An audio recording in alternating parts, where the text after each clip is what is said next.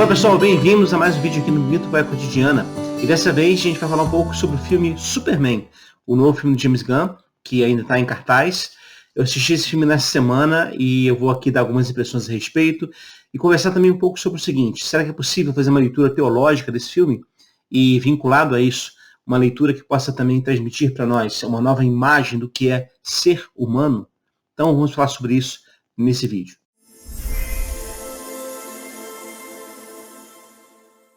Olá pessoal, bem-vindos então a mais esse vídeo.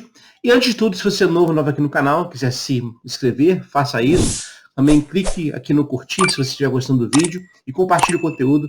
Isso ajuda bastante o canal, porque o YouTube entende que esse vídeo é importante, que merece ser partilhado com mais gente. Então não custa nada para você, dá apenas um clique aqui no mouse e me ajuda bastante aqui no canal. Não é novidade fazer alusões à fé cristã, sobretudo à fé cristã, a partir do Superman, ou Super-Homem, né? Eu sou do hábito dos quadrinhos, que ainda chamava Super-Homem, não Superman. Então, de vez em quando eu falo Super-Homem no lugar de Superman, entenda. Mas é muito comum fazer esse tipo de análise, sobretudo vinculando à própria pessoa de Jesus. Inclusive, há alguns textos que narram, por exemplo, a perspectiva do seu nome, né? Kal-El. E aí o El aqui fazia referência à divindade, né, que depois lá no Antigo Testamento foi entendida como divindade lá para a fé judaica. A lógica aqui basicamente é a seguinte: nós temos no Super-Homem, ou no Superman, um elemento praticamente divino. Os seus poderes o tornam além do ser humano, né, claramente. Ele tem super força, ele consegue voar, ele tem super resistência, tem visão de calor, visão de raio-x, tem super sopro, enfim, consegue fazer muita coisa, mas basicamente ele é quase que invencível. Inclusive sobre isso tem outras histórias que mostram o Super-Homem assim. A história, por exemplo, do Reino da Manhã, o Lex Luthor, né, ele cria um complô para ir contra o Super-Homem e ele se alia ao Batman. E aí quando é perguntado, alguém fala sobre a questão do Kryptonita, ele diz o seguinte: não, o Super-Homem já está há tanto tempo aqui no Sol Amarelo que a Kryptonita perdeu o seu poder contra ele, então não tem o que fazer. Então eu preciso tomar outros caminhos para tentar derrotá-lo. Enfim, esse personagem, claro, acaba sendo associado à pessoa de Jesus na fé cristã, sobretudo ao Jesus glorificado, né? Ao Pantocrator, ao Cristo que tudo pode, o Cristo Todo-Poderoso. Isso traduz para a gente, no senso comum, uma certa antropologia, uma visão do ser humano, fruto deste super-homem, esse Superman, tido como divino. Mas aqui fica um dado curioso, né? É interessante fazer esse tipo de análise vinculando Jesus ao Superman, quando na verdade os seus criadores eram judeus, né? Então, inclusive, a referência que eles têm em mente é muito mais um Moisés libertador lá no Êxodo do que a própria figura de Jesus, na qual eles não acreditavam. Mas, enfim, essa leitura, essa associação foi muito feita. E, sobretudo, se a gente levar em consideração o filme do Snyder, o filme anterior a esse, ou seja, a leitura do Super-Homem anterior a essa agora que o James Gunn está fazendo. Nós temos vários filmes que o Super-Homem participou, mas tudo começou nessa última fase, começou com o filme O Homem de Aço. E neste filme O Homem de Aço, que é do Snyder, o foco do personagem não está no seu elemento humano, mas sim no seu elemento divino alienígena. Porque, por exemplo, lá no filme, ele se torna super-homem, ele se torna alguém que sabe para que ele foi enviado para a Terra, a partir de uma conversa com seu pai kryptoniano, com Jor-El, naquela projeção que aparece lá na nave conversando com o Clark Kent. Depois que ele se encontra com esse personagem, lá com o Jor-El, é que aí, lá no filme, ele sai, então, como alguém que sabe a que veio e se torna super-homem de fato. Lá no filme de 70, também há um pouco disso, desse elemento, mas ele é um pouco diferenciado.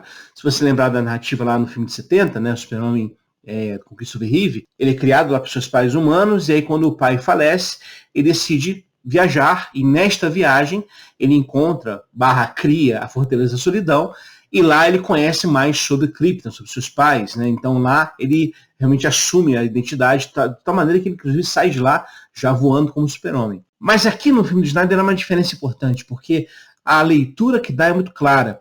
A identidade de Super-Homem está vinculada muito mais ao seu poder ao seu superpoder, do que a sua perspectiva humana. Aliás, o filme Homem de Aço é um filme que, quanto mais eu assisto, menos eu gosto. Não é um filme de todo ruim, pelo contrário, tem elementos que eu gosto bastante, mas ele tem um elemento sombrio no filme que não deveria se fazer parte, talvez. Eu acho que foi muito carregada essa questão do realismo, suposto realismo dos super-heróis, que estava muito em voga naquela época, né? Sobretudo porque refletia questões políticas, sociais e econômicas dos próprios Estados Unidos. Então, nesse sentido, o filme está refletindo a sociedade.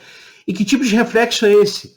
Bom, se a gente leva em consideração que lá, como eu disse antes, o Superman ele é muito mais valorizado pela sua força, inclusive ele é extremamente violento, o filme é muito violento, e é um super-homem que não está muito preocupado, por exemplo, em cuidar dos inocentes, né? No meio da batalha, se vai destruir prédios, se vai destruir cidade inteira, a tropa inteira é arrasada e aparentemente não tem tanto problema assim. Inclusive lá depois, né, no filme do Batman, Superman, você vai ter essa leitura dessa guerra, né, do Homem de Aço contra os kryptonianos, do ponto de vista do Bruce Wayne, e aí você tem um elemento humano vendo aquela destruição toda. É uma tentativa de explicar aquela coisa, que é essa lógica dessa violência toda. Mas não tira o fato de que nós estamos lidando com uma resposta de violência para tratar a sociedade. Reflete, portanto, uma sociedade que também busca a própria violência como caminho para lidar com os problemas sociais. Então, quanto mais violento se é, quanto mais, entre muitas aspas aqui, homem se é, super-homem no caso, mais a sociedade seria bem tratada, enfim, bem resolvida, coisa do tipo. Essa leitura é problemática porque ela acaba gerando uma certa antropologia, uma certa visão do ser humano, que é um pouco distorcida, porque transforma o espaço do humano no espaço da violência, no espaço do poder para tentar solucionar problemas e questões. Espero que você entenda o que eu quero dizer aqui. É óbvio, gente, que o super-homem tem poderes. E se você tira os poderes do super-homem, ele deixa de ser o personagem que a gente conhece. Isso eu não estou dizendo o contrário. Mas o elemento de violência extrema e de um mundo muito cinzento, como acontece lá no filme Homem de Aço, isso acaba gerando também uma certa leitura pessimista em relação ao próprio futuro humano. Tanto é assim que, com o passar do tempo, essa leitura do super-homem ela acaba se esgotando. E aí nós temos agora a tentativa de reconstrução do universo da DC, e essa reformulação está sendo feita pelo James Gunn. Então esse filme Superman acaba sendo o primeiro grande filme que inicia esse novo universo. E aqui a leitura é radicalmente diferente daquela anterior. Porque neste filme do Superman, nós temos uma leitura muito mais leve, muito mais colorida do mundo. O Super-Homem, no meio da batalha, por exemplo, ele encontra tempo para salvar um esquilo, porque toda a vida importa para ele. A própria criatura que está lá atacando todo mundo, está sendo contida por ele e pelos outros heróis, em todo momento ele tenta de uma maneira nocautear a criatura para salvá-la. Ele não quer matar aquela criatura. Ele quer levá-la para um lugar seguro, onde ela possa viver bem, né, e ser estudada, talvez, ser cuidada, num zoológico intergaláctico, como ele fala. Então perceba que temos aqui um personagem que é muito diferente daquele outro. Aqui a ideia é um super-homem que se importa com toda a vida. E isso se revela muito claramente no elemento que está por detrás da trama, que é uma questão geopolítica. Então aqui entra um spoiler direto no filme, tá? Então fica avisado. O filme começa já apresentando, o Superman já está atuando no mundo há 3 anos, ainda está início de carreira, digamos assim, e ele acabou de se envolver numa questão geopolítica. Um confronto entre 2 países, um país mais poderoso, mais militarizado, quer invadir um país pequeno, pobre, e aí o Superman impede essa invasão. Isso acaba levando a questões de discussão política, afinal de contas, como o super-homem, que é um alienígena, poderia se envolver com questões das sociedades humanas, né, dos estados soberanos. Mas tem um outro problema em relação a isso. Esse país que o super-homem atacou defendendo o país mais pobre, esse país é aliado dos Estados Unidos. Então há aqui um problema político. O super-homem está apoiando um inimigo, digamos assim, de um dos seus aliados. E aí, quando é entrevistado pela Lois Lane sobre esse assunto, e questionado, olha, você não podia ter feito isso, por que você fez isso? Porque você está tomando decisões por parte dos poderes humanos, enfim. Como é que você fez isso? Por que você fez isso? E a grande resposta que o Superman dá é, porque gente ia morrer. Se eu não fizesse nada, pessoas iam morrer. E esse elemento é central. Porque nós temos o super-homem que está preocupado com a manutenção da vida. Então, qualquer vida importa. É importante salvá-las. E se diante de uma situação que misture política, economia, sociedade, ética, enfim, o critério é a vida humana, eu não me preocupo, então, com questões políticas, sociais e econômicas. Eu vou salvar a vida, vou cuidar da vida. Este elemento é fundamental para marcar esse personagem que a gente conhece aqui como Super-Homem. Então o Super-Homem, nesse filme novo, ele defende gentileza, ele defende o cuidado, ele defende a bondade, ele defende a própria esperança. E por sua vez, o seu nêmesis, que é o Lex Luthor, quem ele é no filme? Ele é um mega empresário vinculado a questões políticas, tem os seus contatos entre os militares, consegue com isso manipular os militares também no próprio país. Inclusive ele tem uma rede social, ou pelo menos acesso à rede social de forma muito clara, a partir da qual ele manipula informações com fake news para gerar certa opinião pública para que defenda o ponto de vista dele e ataque o Super-Homem. Ou seja, esse filme acaba, sim, sendo um filme muito político nesse sentido. Porque ele está ali com muita clareza apresentando o seguinte: o país que o Super-Homem está defendendo, no cenário mundial hoje, é a Palestina. E o país invasor é um aliado dos Estados Unidos, Israel. Isso não é dito diretamente no filme, evidentemente, o James Gunn não pode fazer isso, o estúdio não permitiria, mas nas entrelinhas está muito claro.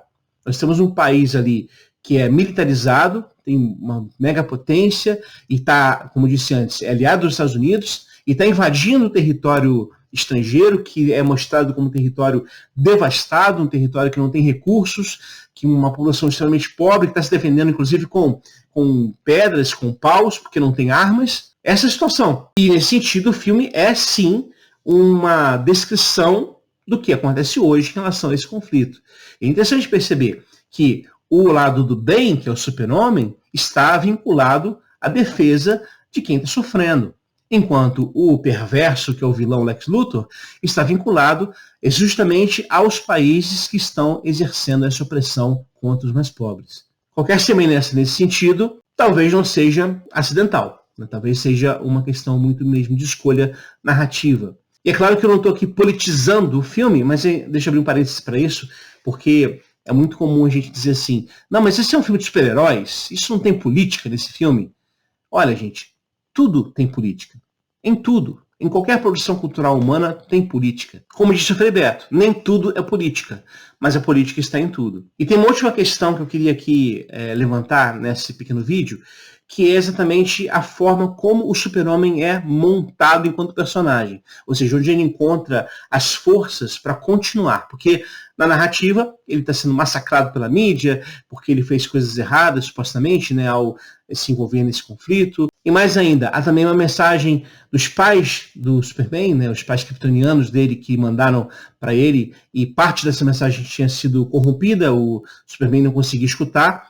Mas o Lex Luthor consegue recuperar essa parte. Nessa parte da mensagem, aparentemente os pais dele, kryptonianos, mandaram ele para a Terra para que ele dominasse mesmo a Terra com força. Ou seja, assumisse como tirano na Terra. Então, sem saber quem é, ou seja, em dúvida da sua própria missão na Terra agora, porque essa voz na gravação dos pais kryptonianos dizem que deveria dominar o mundo, ele vai então em busca dos seus pais adotivos, né, a Martha e o Jonathan Kent, e chegando lá, há uma cena sensacional no filme, que é exatamente a forma como o James Gunn encontra para dar um novo significado a esse herói.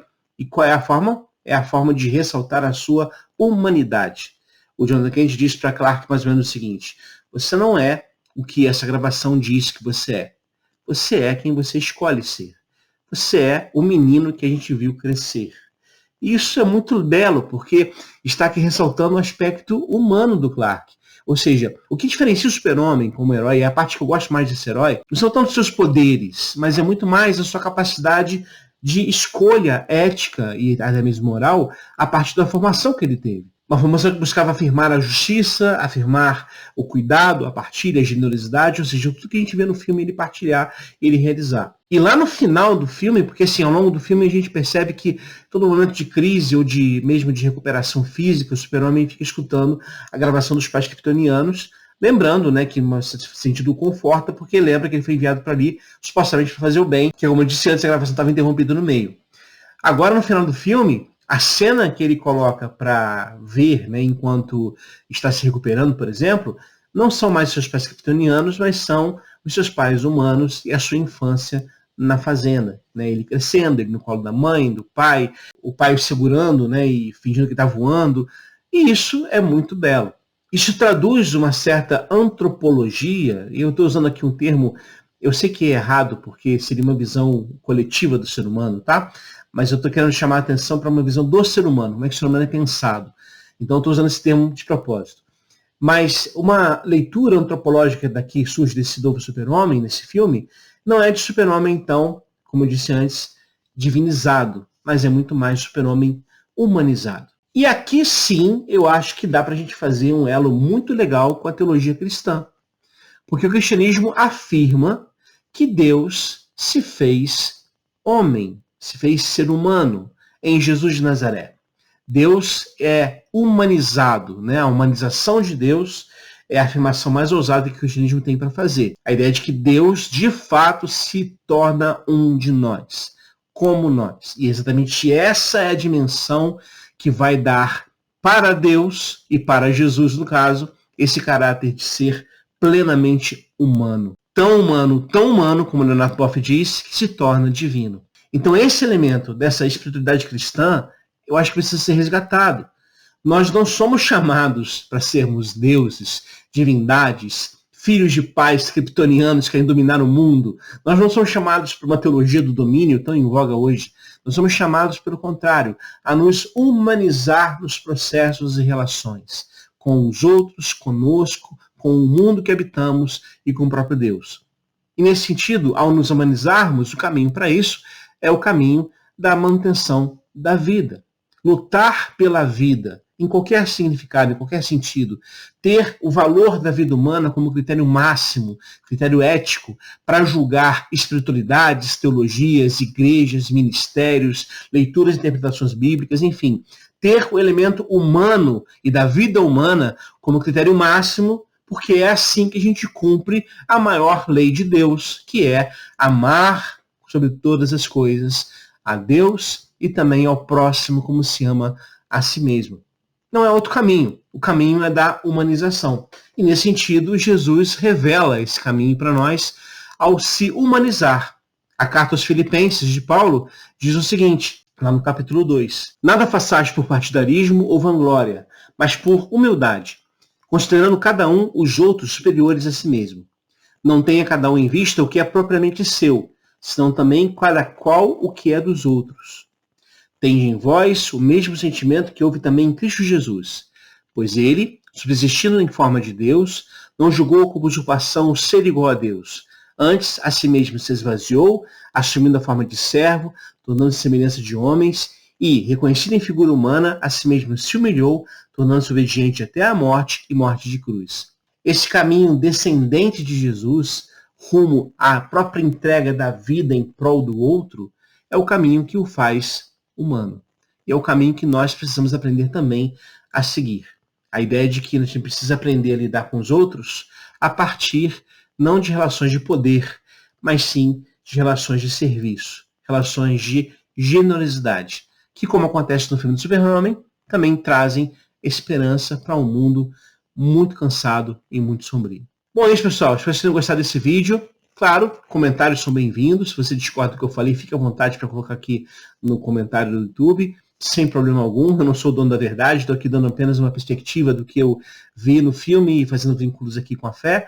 Mas fique à vontade para discordar. E também, claro, como eu disse antes, se você gostou do vídeo, gostou aqui do canal, compartilhe o vídeo, dê o seu like, isso ajuda bastante. E esteja aqui com a gente no domingo que vem à noite. Nós temos aqui a continuação da live História e Formação da Bíblia, parte 2. Então, às 9h30 da noite, domingo que vem, participe com a gente. Vai ser muito bom ter sua presença. Bom, abraço, pessoal, e até a próxima.